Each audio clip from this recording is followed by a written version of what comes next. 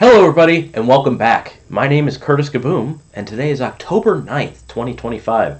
Now, I didn't really enjoy yesterday's Critical Darling, so I decided to go with the exact opposite direction and go into more of a B movie.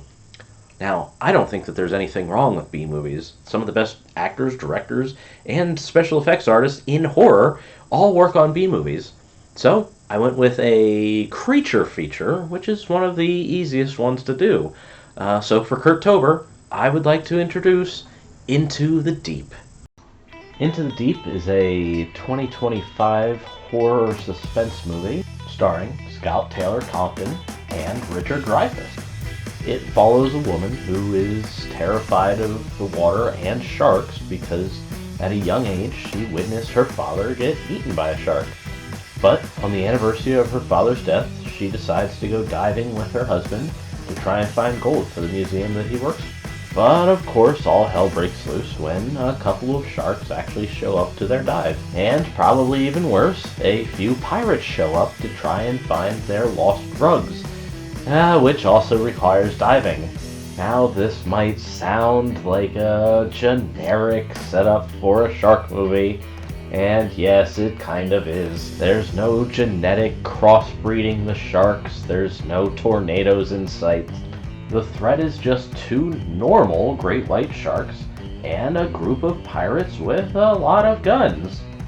And I'm in no way saying that sharks aren't a threat. I absolutely love sharks. Sharks are both beautiful and the scariest creature on Earth at the same time. And there's a pretty good line that they keep repeating in this movie that makes a lot of sense. This is their kingdom, and we're just visiting. Which is why I completely understand why they would use CGI sharks. If Good Boy taught us anything earlier this month, it's that animals are hard to work with, and I would not want to work with a shark. There could have been some animatronics and stuff, but apparently that was even a nightmare in the old Jaws movie. So I forgive the CGI sharks. But some of the other CGI is a little bit more egregious. There's CGI fish, CGI splashing in the water, and of course CGI blood. Early on in the movie, I was very impressed by the blood effect. I thought it looked terrific in the water. So I don't understand why later in the movie they decided to go with CGI blood. And there is plenty of it. As they're introducing the cast, you can't help but think to yourself, well, the sharks are gonna eat well today. Most of the actors here are definitely just there to be chum. Except for one standout, and that's the star of the show, Scout Taylor Compton, who you might remember in Rob Zombie's Halloween remake as Laurie Strode, who I think she did a wonderful job as.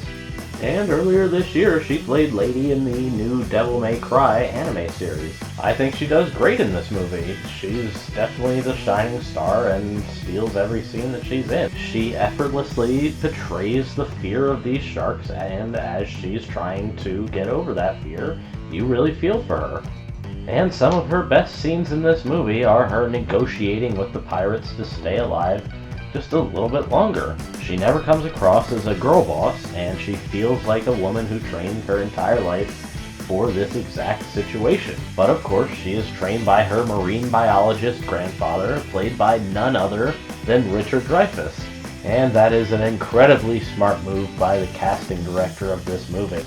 If you're gonna make a shark movie, have one of the main actors from the shark movie. Because no matter how well you make a shark movie, you will always be compared to Jaws. But if you had to compare it to other shark movies, I'd say that this one actually ranks pretty high. And to finally wrap this up, would I recommend this movie or not? I don't know, that's actually kind of a hard choice for me. I had a lot of fun with it, and I really enjoyed Scout Taylor Compton's performance in it. But I don't think that's enough for me to fully recommend it. But it's not bad enough for a skip it either. If you're looking for a rather generic shark movie with a little bit of action in it, yeah, give this one a chance. If not, move on with your day.